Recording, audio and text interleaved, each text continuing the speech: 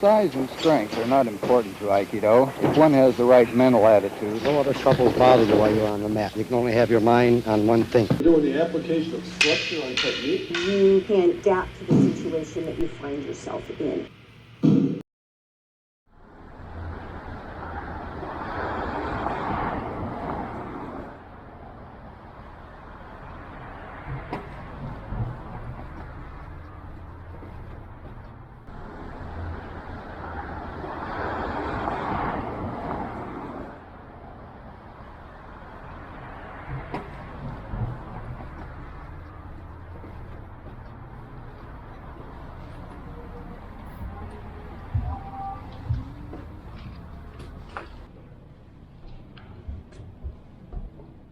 So here's the Genkan, or entranceway of Chicago Aikikai.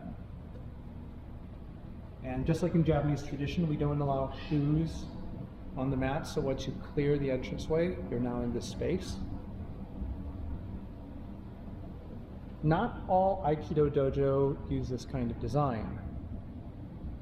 This sort of design is inspired by dojos that were built in the Japanese countryside, so they were often made of wood. They were in rural areas, and you were surrounded by nature. And so we have here these rocks that are forming a pretend river. So it's mimicking a water feature. And of course, our walls are all covered in wood, similar to the wooden structures that we use for the rustic farm. So this is one of the other calligraphy by Saotome Sensei. He has told us it is hanabokuro, or which would mean like flower heart. Although myself and several other Japanese people haven't been able to match the first of the characters. It looks more like Michi, but it does look like it could possibly be Do-shin, which would be like path, and then shin meaning heart or mind, and Do-shin together can mean virtue.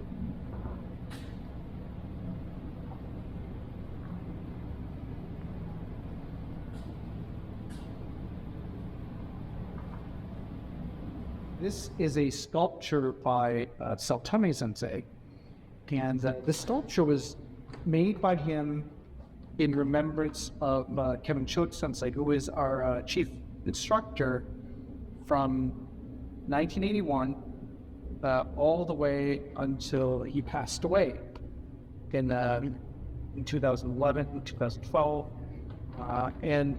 2012.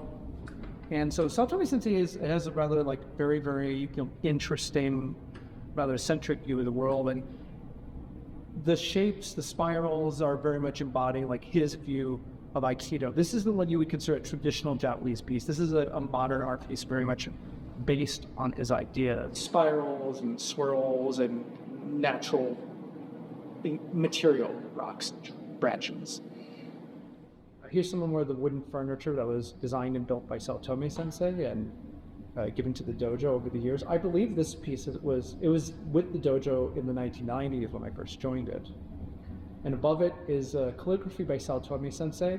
This one is read right to left. And read right to left, it says Takemusu Aiki, which is a concept in Aikido, the idea of spontaneously generating technique, which is sort of like an ideal that we all strive for. This little sculpture of a tanuki. Tanuki, if you're familiar with Japanese art, tanuki is a small mammal. I think it's often referred to as a raccoon dog that's indigenous to Japan. And it also exists in a mythical form, which you see here, which is a creature that enjoyed sake and had shape-shifting powers. And it's I believe they're frequently sculptures featuring the mythical tanuki often appear in Japanese restaurants for good luck. We have one because during the mid to late 1990s, we had a brief period where we would do a bowling tournament as part of the weekend seminar when Saotome Sensei came to town, and the tanuki was our traveling trophy. So whichever dojo won the weekend got to keep the tanuki until the following year's seminar. At least that was the theory. I don't know how many years we actually kept up with it. Obviously, the tanuki eventually made it back to Chicago, and it's just sitting here, but that's the story behind our Tanuki statue.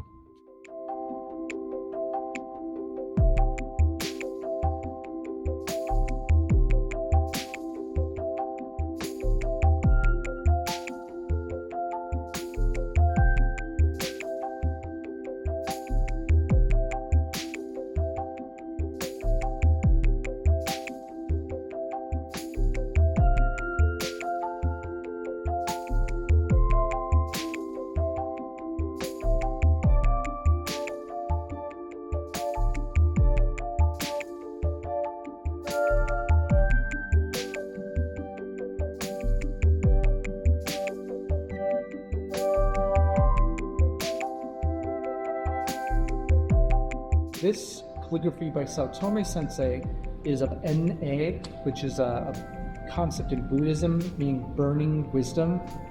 And it's the idea is that it's not like burning like as it's like causing torment. It's burning away like all the things that are like unnecessary, that are your obstacles to enlightenment.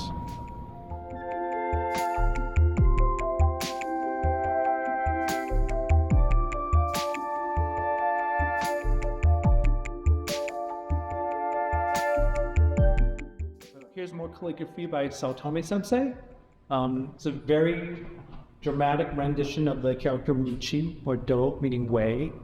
This one has been stylized as a flying dragon.